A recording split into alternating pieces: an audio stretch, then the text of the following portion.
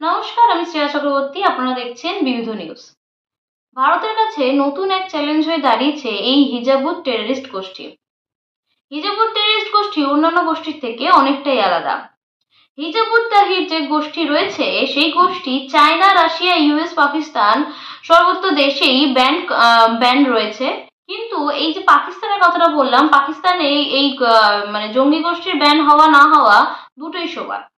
কিন্তু ইতিমধ্যে ইন্ডিয়াতে 5-6 বছর ধরে অ্যাক্টিভনেস দেখা যাচ্ছে। বাংলাদেশে সফল হয়ে যাওয়ার পর ইন্ডিয়াতে ঢুকেছে এই টেররিস্ট গোষ্ঠী।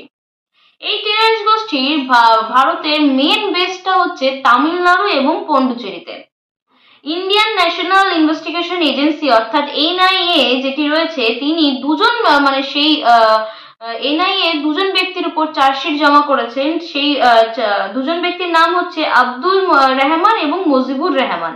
2024 অর্থাৎ গত বছরে এদেরকে অ্যারেস্ট করা হয়েছে এবং তারপরেই জানা যায় যে তারা তামিলনাড়ুতে বসে অপারেশন করার চেষ্টা করছিল ভারতের উপর, কিন্তু সেটা সাকসেসফুল হয়নি। কিন্তু ইউপিএ অর্থাৎ আনফল অ্যাক্টিভিটিস প্রিভেনশন একে ব্যান করে দেয় ইন্ডিয়াতে এবং অনেক মানে 6টা আর কি কেস চলে। এই দুজন ব্যক্তির উপর 6টা কেস দেওয়া হয় বিভিন্ন রাজ্যে আর কি। এই ব্যক্তির উপর 6টা কেস থাকে। কিন্তু এদের যে হেড রয়েছে মানে অর্থাৎ এইচইউটির যে হেড অর্থাৎ ফয়জুল রহমান, তাকেও তামিলনাড়ুতেই অ্যারেস্ট করা হয়েছিল। অর্থাৎ এই যে হিজাবুত তাহরিরের যে মানে যে গোষ্ঠীর হেড আর কি ফয়জুল রহমান, যে হেড ছিলেন আর কি এই অপারেশনে, তাকেও তামিলনাড়ুতে অ্যারেস্ট করা হয় এবং তারপরেই জানা যায় যে তারা তামিলনাড়ু এবং পন্ডুচেরি হচ্ছে তাদের বেস ক্যাম্প। এই যিনি হেড রয়েছে তাকে গ্রেফতার করেই জানা যায়। এরপরে যেটা অ্যান্টি টেরোরিজম যে প্রোগ্রামটা হয় ভারতে, সেই প্রোগ্রামে একটা পুরো একটা সেশন আর কি এই ডেডিকেট করা হচ্ছে এই হাজিবুত তাহরিরের উপর। এদের উপরেই আলোচনা করা হয়। তার মানে এটাতে বোঝা যায় যে কত বড় টেররিস্ট গোষ্ঠী এরা। এবং যেটা সবথেকে বড় জিনিস হচ্ছে এই আল নাভানি যিনি রয়েছেন আর কি, এই যে হাজিবুত যে গোষ্ঠীটা রয়েছে, যে টেররিস্ট গোষ্ঠীটা রয়েছে, এর মানে প্রথম আর কি জানা যায় যে এটি চালু হয়েছিল সিরিয়াতে। আবার মানে দু রকম কথা শোনা যায়। এটা চালু হয়েছিল জর্ডানে, আবার শোনা যায় হচ্ছে এটা চালু হয়েছিল সিরিয়াতে। কিন্তু মানে এনার যে মানে মেন হেড আর কি, মানে যিনি আর কি এটা চালু করেছিলেন, তার নাম হচ্ছে আল নাভানি, যিনি 1979 অব্দি একটা পোলাইটলি আর কি কাইন্ডলি যে পলিটিক্স আর কি হয় আর কি, যে রাজনৈতিক সেটা আর কি সেটা আর কি চলছিল মানে 1979-1980 অব্দি তিনি এই মানে পলিটিক্স আর কি করছিলেন এবং তারপরেই মানে সর্বসমক্ষে আর কি চলে আসে যে মানে একটা জেহাদি করার চেষ্টা করছিল, পুরো দেশ জুড়ে একটা জেহাদি করার চেষ্টা করছিল, মুসলিম কান্ট্রি করার চেষ্টা করছিল সকল দেশকে। এবং তারপরে তাকে বিভিন্ন দেশ অর্থাৎ China, Russia, US, Pakistan, Germany, ইজিপ্টের সমস্ত জায়গা থেকে তাদের এই আর কি এই গোষ্ঠীকে অর্থাৎ হিজাবুত তাহিরকে ব্যান করে দেওয়া হয়। যেটা বলছিলাম, বাংলাদেশ থেকে মানে বাংলাদেশে সফল হওয়ার পর ভারতে ঢুকেছে। অর্থাৎ বাংলাদেশে যে রিসেন্টলি যে ঘটনাটা ঘটেছে আর কি, যে তত্ত্বাবদল হয়েছে, গদি বদল হয়েছে, শেখ হাসিনা যখন শেখ হাসিনা ভারতে প্রধানমন্ত্রী ছিলেন, তখন ওই জিহাদি সমেত আরো আর কি যে টেররিস্ট গোষ্ঠী ছিল, তার মধ্যে এই হিজাবুত তাহিরকেও ব্যান করে রেখেছিল বাংলাদেশে। কিন্তু যেই আর কি তত্ত্বাবদল হলো, এর পিছনের তত্ত্বাবদল হলো, তারপরে এর আর কি অ্যাক্টিভনেস দেখা গেল বাংলাদেশে যে তত্ত্বাবদল হয়েছে তার পিছনে মানে অনেকটাই আর কি হাত ছিল এই হিজাবুত তাহিরের। এটাই মনে করা হচ্ছে, বিভিন্ন সংবাদ মাধ্যমে এটাই বলা হচ্ছে যে এর হাত ছিল।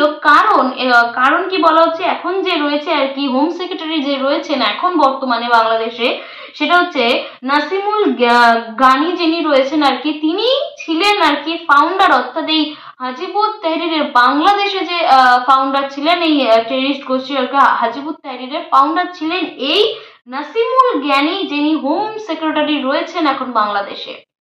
এবং যে মেহফুজ আলম আর কি রয়েছেন, মেহফুজ আলমও এর সাথে যে বাংলাদেশে যিনি রয়েছেন এখন, মেহফুজ আলমও এই হাজিবুত টেররিস্ট গোষ্ঠীর সঙ্গে লিঙ্ক আপ ছিল এবং তার ফলেই যেটা দেখা গেল যে পরবর্তীকালে এই তত্ত্বাবদল হলো যখন এই যে স্টুডেন্ট মার্চ হলো, যে স্টুডেন্টরা রাস্তায় নামলেন, কয়েকশো মানুষ মারা গেলেন, যেটা কিনা মানে মেন সামনে রাখা হয়েছিল, যে যারা মুক্তিযোদ্ধাদের যে কোটা, সেই কোটা বন্ধ করার জন্য যে আন্দোলন হয়েছিল, সেই আন্দোলন আস্তে আস্তে এত বড় আকার নেয় এবং শেখ হাসিনাকে বাংলাদেশ ছাড়তে হয়। তার কারণ একটাই ছিল, যাতে এই হিজাবুত তাহির যে গোষ্ঠীটা রয়েছে সেই গোষ্ঠী যাতে বাংলাদেশে প্রপারলি আসতে পারে।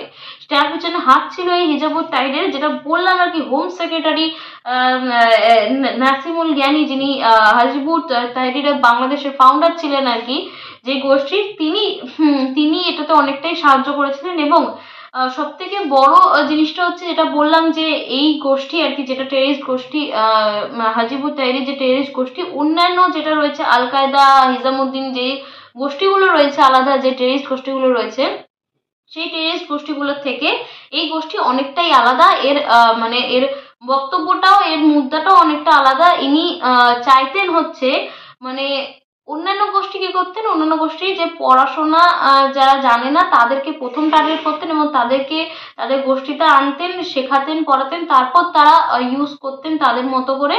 কিন্তু এই গোষ্ঠী কি করে, প্রথম থেকে, শুরু থেকেই আর কি, এখন যেটা নতুন ট্রেন্ড দেখা যায়, যে এখন বিভিন্ন টেররিস্ট গোষ্ঠীতে পড়াশোনা জানা ব্যক্তিদের, লোকজনদের তারা নিচ্ছে, কিন্তু সেটা মানে শুরু থেকে, যবে থেকেই হিজাবুত তাহরির যে গোষ্ঠী শুরু হয়েছে, তবে থেকেই তারা যে লেখাপড়া জানা মানুষজনদের তাদের গোষ্ঠীতে, মানে এই যে তাদের যে টেররিস্ট গোষ্ঠী রয়েছে, সেখানে লেখাপড়া মানুষদেরই টার্গেট করে এবং তাদেরকে তাদের গোষ্ঠীতে নেয়। এবং তারপরেই তারা যাতে সর্বত জায়গায় যে তাদের কাজে লাগানো যায়, সেই জিনিসটা তাদের প্রথম মোটিভ। এবং দ্বিতীয় মোটিভ তাদের ছিল হচ্ছে ইসলামিক, মানে দুনিয়ায় যে কান্ট্রিতে তারা আর কি তাদের প্রতিষ্ঠা করতে পেরেছিল, সেসব কান্ট্রিদের, এবং তাদের মেন মোটিভ ছিল হচ্ছে দুনিয়ায় যে সমস্যাই হোক না কেন, সেটা ইসলামিক দিক থেকে, সেটা সলভ করা, যাতে মানুষদের মনে এটা বিশ্বাস করানো যায় যে সবকিছু প্রবলেম সলভই আল্লাহ করছেন। সবকিছু প্রবলেম সলভের উপায় একমাত্র একটাই জিনিস, সেটা হচ্ছে ইসলাম। সেটা তারা প্রতিষ্ঠা করার চেষ্টা করেছিল। এবং তারপরেই তারা চেষ্টা করেছিল যে সমস্ত দেশকে একত্রিত করে জিহাদি শাসন করা, মুসলিম কান্ট্রি করে দেওয়া, কিন্তু সেইটা করতে পারেননি। এছাড়াও তারা আরো একটা জিনিস করতে চেয়েছিলেন, যে মুসলিম কান্ট্রিগুলো ছিলেন আর কি 1990-তে সোভিয়েত ইউনিয়নের মধ্যে যে একটা সংঘর্ষ হয়েছিল, তারপরে এই 5খানা মুসলিম কান্ট্রিকে একত্রিত করে তারা একটা জিহাদি শাসন করার চেষ্টা করেছিলেন। তাই সমস্ত দেশকে একত্রিত করে একটা মুসলিম কান্ট্রি প্রপারলি মুসলিম শাসন করার চেষ্টা করেছিলেন, কিন্তু সেটা করতে পারেননি চায়না এবং রাশিয়ার জন্য। তারা এই হিজাব তাহরিরকে, যে গোষ্ঠীটা রয়েছে, সেই গোষ্ঠীকে সম্পূর্ণভাবে আটকে দেয়, এবং যার ফলে তাদের প্ল্যানটা সাকসেসফুল হয় না। কিন্তু ইতিমধ্যেই যেটা বললাম, বাংলাদেশে আর কি এর আর কি তত্ত্বাবদল হওয়ার পরে আর কি হিজাবুত তাহরির আর কি যে গোষ্ঠীর মাথাচাড়া দিয়েছে, সফলতা পেয়েছে বাংলাদেশে, এবং এরপরেই ভারতে তার মাথাচাড়া দিতে দেখা যায়। এবং সেটা একটা সত্যি চ্যালেঞ্জের মুখে পড়ে ভারত সরকার। এদেরকে এবার আটকাতে হবে ভারত সরকার এবার এর উপর কড়া নজরদারি রেখেছে। এবং ওই বললাম ইউপিএ, আনফলো অ্যাক্টিভিটিস প্রিভেনশন আর কি সম্পূর্ণ ব্যান করে দিয়েছে ভারতেও।